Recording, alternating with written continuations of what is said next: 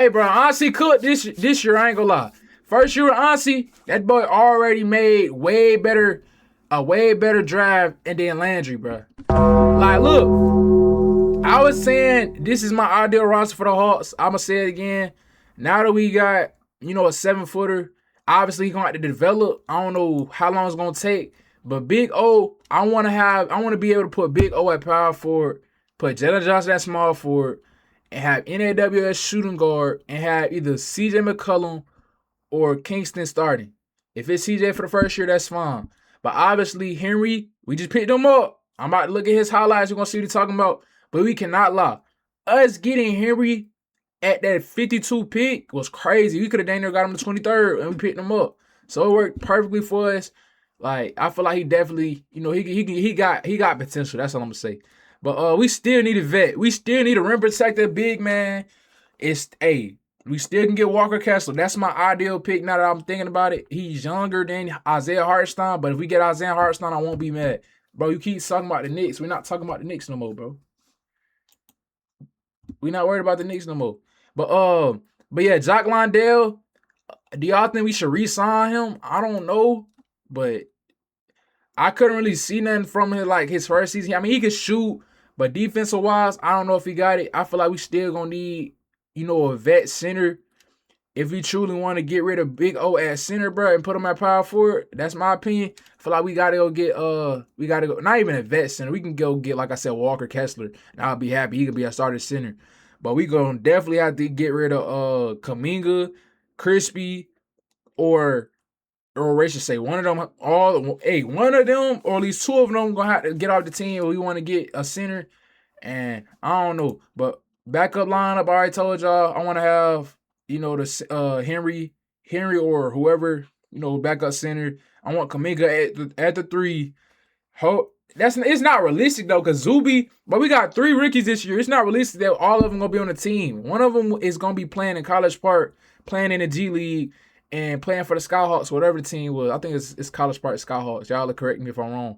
But one of them is not gonna be at the power forward. But do y'all think that Kuminga is best at power forward? I feel like him at small forward is not that bad too. I feel like he can play the 3, and we can have Aaron Wiggins at shooting guard, or I don't know. But my ideal lineup was Kuminga at the 3, Aaron Wiggins at the 2. Whatever backup center we got, either it's Jock Londale or Henry, and then we put either Zuby or my boy Newell, either Zuby or Newell at the 4, and then like I said, Aaron Wiggins at the 2, and then Kingston Flemings or CJ McCollum is back at point guard. But let's look at his highlights, bro. Late first round, early second round. This is like a 2-month video, but I feel like we might as well watch it. Projected late first round. Let's do it. Hey, y'all make sure I like, comment, subscribe, bro. My Hawks finally got the 7-foot center that we all been asking for.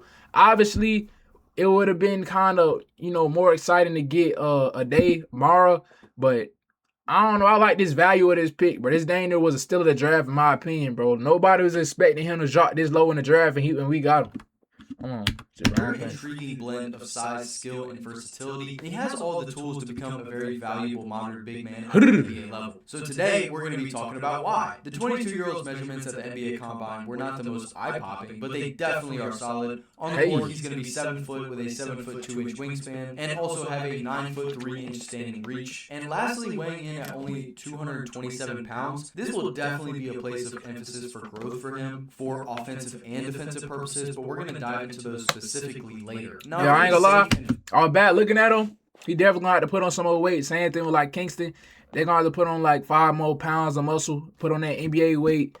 Probably even more than that. Probably 10 pounds of muscle. One place for us to dive into first. They're gonna have to get bigger though. Jump shooting. Now, before we do, welcome to Basketball Intuition. One is going to be with his jump shooting. He does actually have a really good jump shot for his size. He has a high release point. His release not that bad. He's got good follow through. And really my only bone to pick with him would be his base is kind of weak. He points one of his legs inwards at times, which can be cleaned up very easily. And other than that, and overall, his jumper is very good for a 7-footer. He was also very efficient from beyond the arc last season. Off of 3 attempts a game, he shot 42.6%, which is the 92nd percentile for college bigs. Now that we got him, I might have to go back and watch some, the Hawks when we had that boy Kristaps, bro.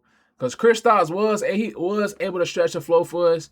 and he was like a stretch 5, so we still can run that ISO line up. We don't gotta, run the pick and we can still run the pick and roll, but we can 5 out. The situations which we saw him shooting the ball were simply off of spot ups, pick and pops, which is something that an NBA team most definitely will take advantage of, and other. Hey, and then another thing too. Obviously, that's why I said we still gonna need that rim protector because what the Knicks had did to us when they put Mitchell Robinson in the game off the backup and Jock Landale trying to cover Mitchell Robinson, boy, that can't happen again. That's why I said we gonna need a rim protector bad. I can't watch that again. So it kind of like you kind of think about it that we could have went and got Terrence Reed. I think that's his name. He was like 6'11". He a decent rim protector type big man. He a lob threat. He can do the pick and roll and all that. We could have got him, but I don't know. I'm not even tripping about that no more. Dribble handoff whenever a teammate isn't he shot that. And he has space to shoot it. And lastly, a bunch of trailer threes. We see plenty of bigs in the league nowadays shooting these trailer threes. Sometimes, to me personally, I do feel like it's not the greatest shot. If it goes in, you're like, okay, cool, that's great. But if it doesn't, you're like, why did you shoot that? That's just kind of how that shot is. But the only serious issue and concern you can have with this jump shot is how efficient he was from the free throw line. It's usually a good indicator when a guy shoots well from 3 Can't hit them free throws. He wasn't a part of that. Over his college career, he shot only 65.5% from the free throw line. And I ain't gonna lie, we're gonna have to get that up, bro. You gonna have to get on that program, shoot 1,000 free throws every day, cause we are not finna watch a Hacker Shack again.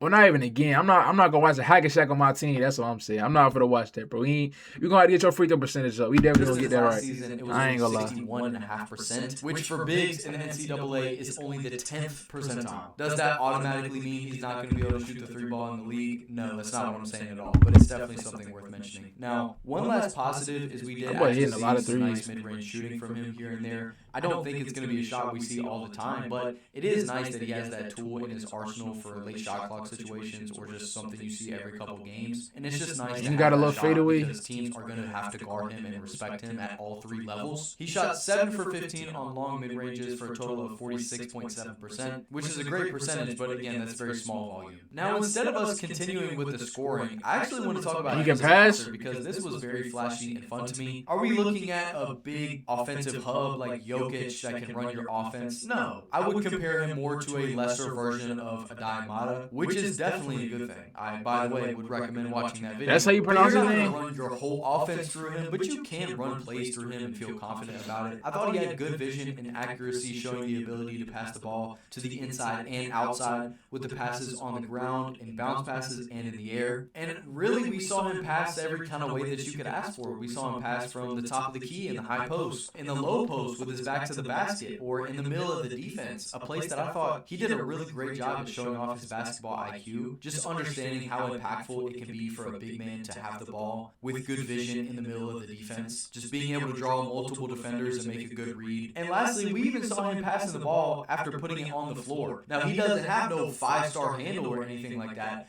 but he can put it on the ground a few times. A quick little 1-2 dribble drive to a kick. Hey, he got some passing though. He got some good little passing sometimes off these quick little dribble drives. But we're going to talk about that later. He averaged 2.1 assists per game and held a 13.6 assist percentage, which is the 68th percentile for college big men. And he wasn't turning the ball over too much either, which was nice. He had 1.7 turnovers a game. Most all of the ones that I personally saw was him getting ripped up or him trying to force a bad pass. So our turnover is going to be a huge issue for him. I personally would project no. So yeah, like I mentioned, we're not going to be looking at a guy you're going to run your whole offense through, but at the very minimum, he's going to be able to make good passes off the short roll and be a good connective piece and a positive playmaker. So now that we're done with that, I want to get back to the scoring. Now, before we do, if you're still here and enjoying the video, I'd really appreciate it if you hit the like button and make sure to check the link for versatility, likely see them. Hey, I ain't gonna lie. I'm gonna go over other teams' drafts, so y'all comment down below what team y'all want me to like look at all their players, go over their draft, cause I'm slick interested on see which teams got better for real, cause I feel like my team got better. But I don't know. And that's just rim running and play finishing. I don't know if any of y'all teams did good on the draft for real. It's a great place that this is all showed off. Off the roll, he could dive all the way to the basket to finish lobs. He could catch the ball at weird angles and finish with either hand for easy layups, dunks, or even tough reverse layups and stuff like that. And off the roll, we even saw some flashes of him being able to shoot that push shot, being able to go over top of the low man, which is something that could be super valuable for him in the NBA. And overall, as a cutter, I felt he had good timing and positioning, which is something that I really enjoyed. And I also just liked it whenever he was being that dump-off option, working the dunker spot in the short corners, just being able to catch it, rise up and dunk the ball. Like, that's just nice, simple play finishing that you like to see in the league. He shot a very impressive 75% at the rim total, which would place him in the 91st percentile, so he does have really solid touch. My only place of improvement for him right here would be finishing through contact. We did see some really impressive flashes of him already being able to finish through tough contact, but there were also times where he was kind of forcing shots and absorbing contact and kind of just losing the ball on the way up. And really the thing that's going to help him out the most here is going to be some strength. So that is one of the few things that strength will help him out in the league. Now, that was more practical. Hey, that's Cam Boozer. Hey, I know y'all seen that. So now I just want to talk about what he was doing overall in college. One thing that definitely could translate and something that strength will also be important for here is his post game. I felt with his back to the basket, we saw some super effective footwork with step throughs and pivots and spin moves to get whatever shot he wanted there, which a lot of the time that would end up in him being able to get to a hook shot. And I love it when bigs are willing and excited to shoot hook shots. It's just like, you're bigger than everyone else, and for a guy that has a 9-foot+ inch standing reach, that's going to be one of the hardest shots to block in the game. So you might as well just shoot the hook shot. And Henri did that. And we actually saw him do it well with both hands. Now, he did miss more with his left hand, of course, but just the fact that he was willing to shoot it with his left was awesome to me. He shot 51.8% in the short mid-range, which are all push shots and hook shots for him. I say this isn't as practical because of his lack of strength and the fact that rookies just don't get many post-ups in the league unless it's late shot clock or garbage time. The issue was there were times where he could not move defenders down low, which obviously is going to be an issue because now going to the league, he's playing against bigger and stronger guys. For example, against Clemson, there was a perfect example. A 6'10", 240-pound big, he could not move him at all. That's an issue. And second to last for the scoring. How much he weigh? Flashes off the dribble. How much he weigh real quick? Hold on. Let me look that up real quick. Hold on. How much he weigh? Oh, yeah, 227. Oh, yeah, he for sure going to have to get to 245, 250. Not even 250. I say 245. 245 muscle, he'll be all right. Because he say he was like 6'11", 245. He couldn't really move. He couldn't really move, bro. But as long as he put on weight, he'll be better than that. Weren't something we saw but so often. But just the fact that they were there was cool. Now, this next section has a little bit of scoring, but it also doesn't. It's going to be his rebounding.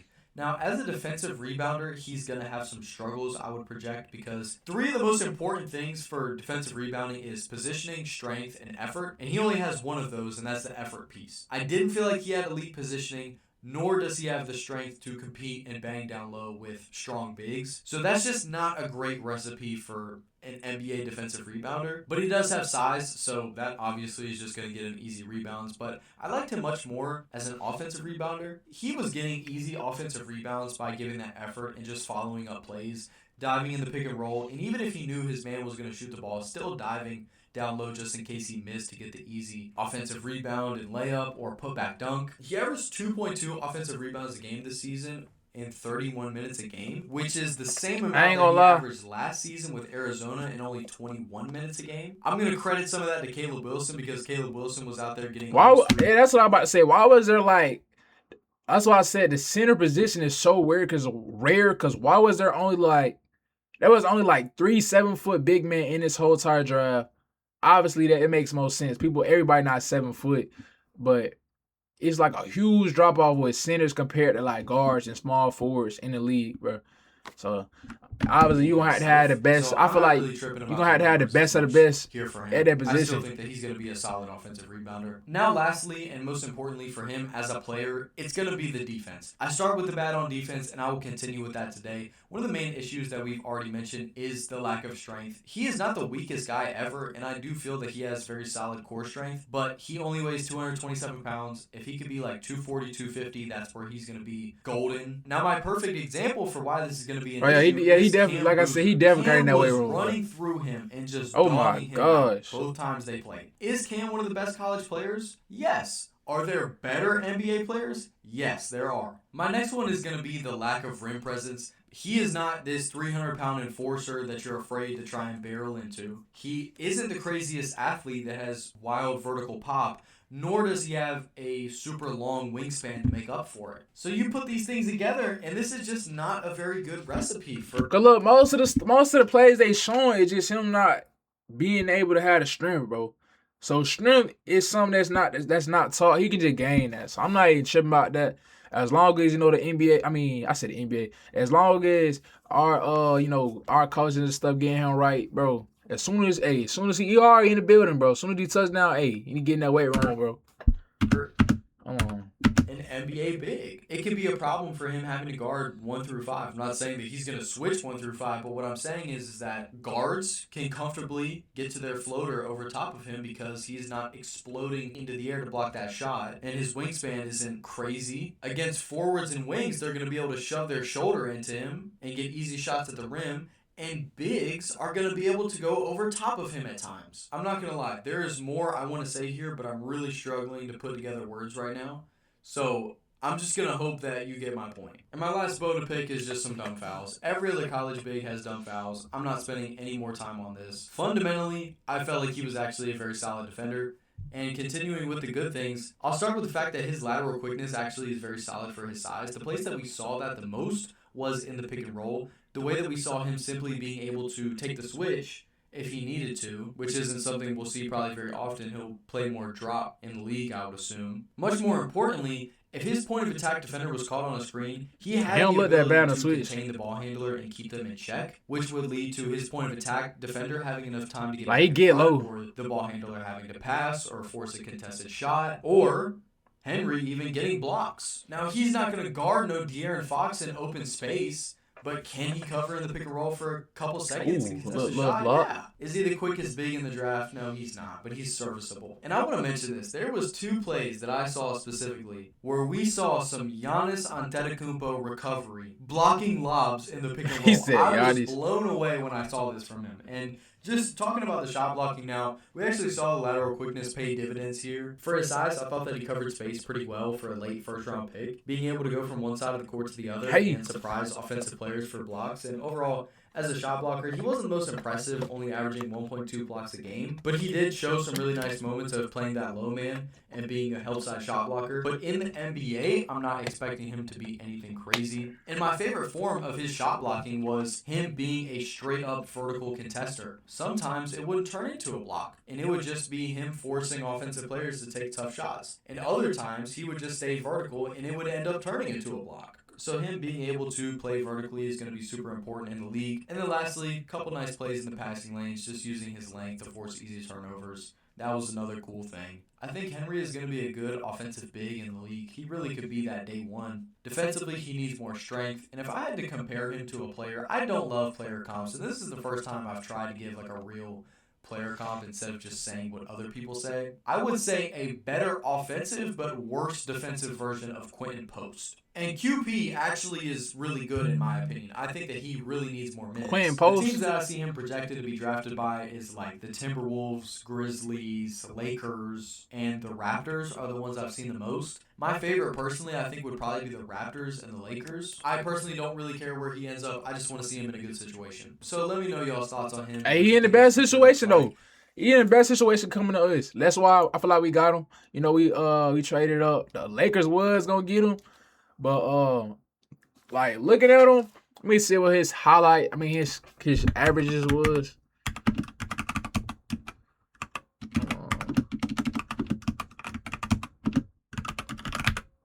Let me look at the college stats real quick.